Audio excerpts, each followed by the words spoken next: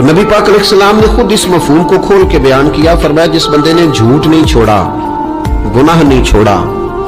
گویا غیبت نہیں چھوڑی، بدی نہیں چھوڑی، تو اللہ کے محبوب علیہ السلام فرماتے ہیں پھر اللہ تعالیٰ کو اس کے بھوکا پیاسا رہنے کی تو کوئی ضرورت نہیں، کیونکہ لعلکم تتقون، تقوی اختیار کرنا تو روزے کا مقصد تھا،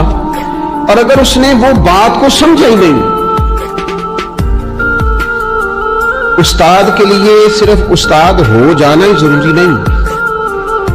اس کو پھر اپنے منصب کا لحاظ کرنا بھی ضروری ہے کہ میں استاد ہوں۔ والد کا صرف والد ہو جانا ہی کمال نہیں،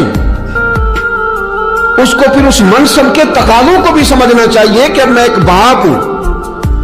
اب میں روٹین میں وہ آزاد نہیں ہوں کہ جہاں میرا جی چاہے گا جاؤں گا، جہاں میری طبیعت چاہے گی میں کھاؤں گا، جہاں میرا دل کرے گا میں وہ کام کروں گا۔ اب آپ سرپرست ہیں، سربراہ